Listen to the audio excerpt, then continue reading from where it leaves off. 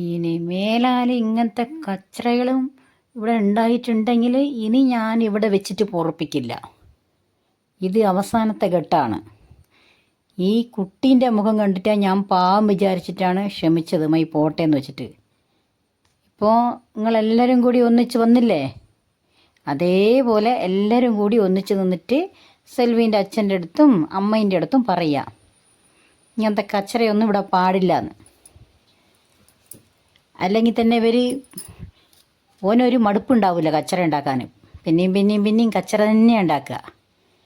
എത്ര പ്രാവശ്യം ക്ഷമിച്ച് വിടാനാ പാമ്പ് വിചാരിച്ചിട്ട്? ഓനതിന് മനസ്സിലാവണ്ടേ എന്ന് നാരായണി അമ്മമ്മ പറഞ്ഞു. അതിന് കുട്ടികളൊക്കെ എല്ലാവരും ഓടി പറഞ്ഞ്, ഇല്ല അമ്മമ്മേ, ഇനി അങ്ങനെ ചെയ്യില്ല. സെൽവീൻ്റെ അച്ഛൻ ഇപ്പോൾ മാറിപ്പോയി, നന്നായിപ്പോയി. മറ്റേ ഒരു പെണ്ണുങ്ങളില്ലേ ഇവരെ വീട്ടിൽ, ഇവരെ കൂടാണ്ട് വേറൊരു പെണ്ണുങ്ങൾ, ഓല് ഇവിടെ ഉള്ളപ്പോഴാണ് ഫുൾ കച്ചറ. ആ പെണ്ണുങ്ങൾ പോയില്ല ഇവിടുന്ന്. അച്ഛനിപ്പം വെറും പാവമായിപ്പോയി എന്ന് കുട്ടികളൊക്കെ പറഞ്ഞ്.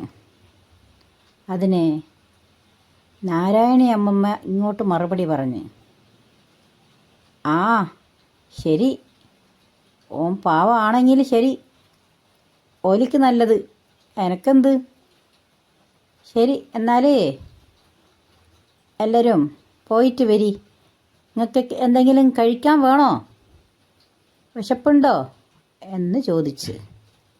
അതിന് കുട്ടികളൊക്കെ പറഞ്ഞ്, ഒന്നും വേണ്ട അമ്മമ്മേ, നിങ്ങൾ സെൽവീനെ ഇവിടെ നിൽക്കാൻ സമ്മതിച്ചത് തന്നെ ഞങ്ങൾക്ക് വലിയ സന്തോഷമായിപ്പോയി. പായസം കുടിച്ചതിൻ്റെ അത്ര ഒരു സന്തോഷമുണ്ട് ഞങ്ങൾക്ക്. അത് മതി അമ്മമ്മേ, ഞാളെന്നാൽ പോയിട്ട് വരുന്നു എന്ന് കുട്ടികളൊക്കെ പറഞ്ഞ്. വലിയ നന്ദിയുണ്ട് അമ്മമ്മേ എന്ന് പറഞ്ഞ്. ആ ശരി ശരി, ഇരിക്കട്ടെ, കുഴപ്പമില്ല. നിങ്ങൾ ഈ ചെറുത് നിങ്ങൾക്കുള്ള ബുദ്ധി ഈ മുതിർന്നവർക്കില്ലല്ലോ വീട്ടിൽ. ഇതെന്താ ഇല്ലാണ്ടായിപ്പോയതിങ്ങനെ?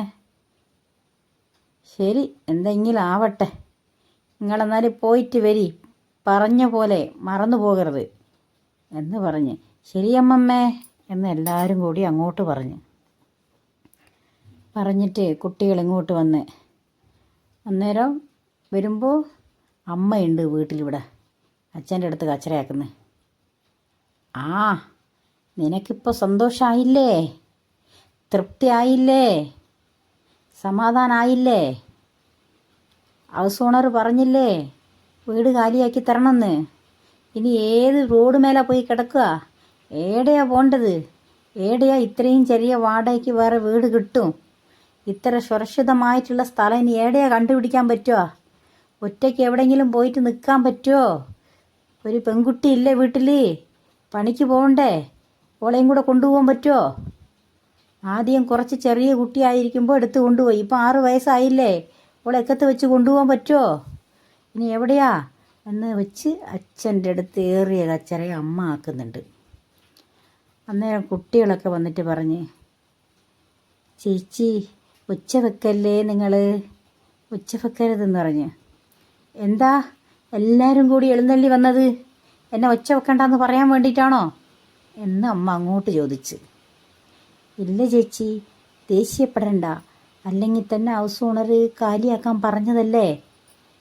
അപ്പം നിങ്ങളും കൂടി ഇനി ഇങ്ങനെ ഒച്ചത്ത് സംസാരിച്ച് കച്ചറയാക്കിയാൽ ഈ ഒഴിവാക്കാൻ പറയില്ലേ? ഞങ്ങളെല്ലാവരും പോയിട്ട് നാരായണി അമ്മമ്മൻ്റെ അടുത്ത് ഒരു കാല് പിടിച്ച പോലെ ഞങ്ങളെല്ലാവരും ഇങ്ങനെ പറഞ്ഞതാ.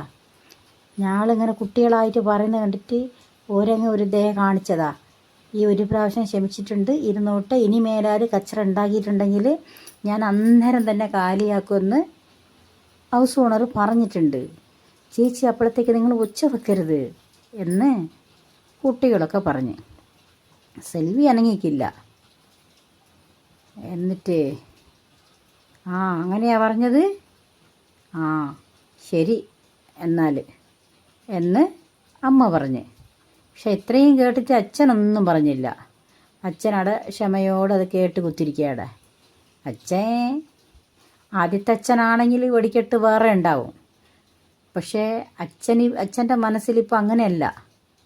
അച്ഛൻ എന്താ വിചാരിക്കുന്നത്, നമ്മൾ ഒരുപാട് തെറ്റ് ചെയ്തിട്ടുണ്ട്, പിന്നെയും പിന്നെയും അത് ആവർത്തിക്കാൻ പാടില്ല, ഇനി മാറണം, ഇനി ആരും നമ്മളെ കുറ്റം പറയാൻ പാടില്ല, ആദ്യം ചെയ്തത് പോട്ടെ, അതിനൊരു മാപ്പ് ഉണ്ടാവും, ഇനി നമ്മളെ കൊണ്ട് നല്ലത് മാത്രം പറയിപ്പിക്കണം എന്ന ഒരു ചിന്തയിലാണ് അച്ഛൻ നിൽക്കുന്നത്.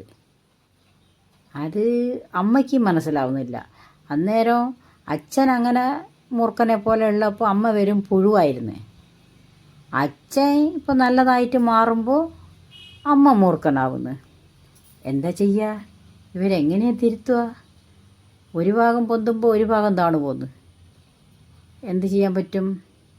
ഇതിനൊരു മാർഗം കാണുന്നില്ല. അന്നേരം അച്ഛൻ നല്ലോണം പാടും.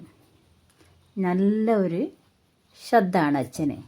യേശുദാസ് പോലെയൊന്നല്ല, യേശുദാസിനെ കാണും നല്ല ഒരു ശബ്ദമാണ്. അങ്ങനെ സിനിമേൻ്റെ പാട്ടുകളൊക്കെ പാടിക്കഴിഞ്ഞാൽ എന്താ പറയുക, മയിലും കുയിലും വന്നിട്ട് അവിടെ ഭരതനാട്യം കളിക്കും. അങ്ങനത്തെ ഒരു സ്വരമാണ് അച്ഛൻ്റെത്. പക്ഷേ അത്രയും നല്ല സ്വരം ഈ ദൈവം അച്ഛന് തന്ന്, പക്ഷേ നല്ല അറിവും ബുദ്ധിയും തന്നിട്ടില്ല. തന്നിട്ടുണ്ടെങ്കിൽ അച്ഛൻ ആരായിരിക്കും? വലിയ ഗായകനായിട്ടുണ്ടാവാം. ആ സ്വരം വെച്ചിട്ട് അതിന് ബുദ്ധി വേണ്ടേ? ഇത് കള്ളും കുടിച്ച് കച്ചറയുണ്ടാക്കി പണിക്ക് പോയി ഉള്ള പൈസ മുഴുവൻ തീർത്തിട്ട് വീണ്ടും വീണ്ടും കച്ചറയും ഇത് തന്നെയല്ലേ പരിപാടി. പിന്നെ സ്വരം ഉണ്ടായിട്ട് എന്ത് ചെയ്യാനാ? നേരെ അച്ഛൻ ഇങ്ങനെ പാടിയാൽ ആ 10 വീട്ടുകാരും ടാക്കീസിൽ സിനിമ കാണുന്ന പോലെ ശ്രദ്ധിക്കാണ്ട് അത് കേൾക്കും. അത്രയും നല്ല പാട്ടുകളൊക്കെ സെൽവിയുടെ അച്ഛൻ പാടും. അച്ഛൻ അങ്ങനെ ഒരു മനസമാധാനത്തിന് വേണ്ടി അവിടെ കോലായിലിരുന്നിട്ട് കസാരയിൽ ഇങ്ങനെ പാടുന്നു. അച്ഛൻ്റെ പാട്ട് കേൾക്കാൻ സെൽവിക്ക് വലിയ ഇഷ്ടമാണ്. ഇങ്ങനെ പാടുകയും ചെയ്യും. കർക്കിടകം വന്നു കഴിഞ്ഞാൽ 1-ാം തീയതി തൊട്ട് കർക്കിടകം കഴിയുന്നവരെ ആ 30 ദിവസവും അച്ഛൻ രാമായണം വായിക്കും. രാമായണം വായിച്ചിട്ട് സെൽവി അടുത്തുണ്ടാവും. ഇങ്ങനെ ഓരോരോ രംഗമായിട്ട് കഥകളിങ്ങനെ പറഞ്ഞു കൊടുക്കും. രാമൻ ഇങ്ങനെ, സീത ഇങ്ങനെ, ലക്ഷ്മണൻ ഇങ്ങനെ, ഹനുമാൻ ഇങ്ങനെ എന്ന് പറഞ്ഞ് ഓരോരോ കഥകളും രാമായണത്തിലുള്ളതൊക്കെ അച്ഛൻ പറയും. അച്ഛൻ പറയുന്നത് കേൾക്കാൻ സെൽവിക്ക് വലിയ ഇഷ്ടമാണത്. എന്ത് ചെയ്യും, എന്താക്കും അന്നേരം? സെൽവി മാത്രമല്ല, മറ്റേ കുട്ടികളും കൂടിയുണ്ട്. ഓലിക്കും ഈ കഥയൊക്കെ കേൾക്കുമ്പോൾ ഭയങ്കര ഇഷ്ടമാണ്. മറ്റാരും പറയുന്നില്ല, അറിയുന്നില്ല.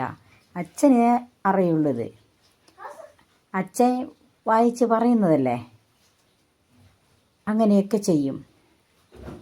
ആ സമയത്ത് ഒരു മാസം വീട് അമ്പലം പോലെ ഉണ്ടാവും.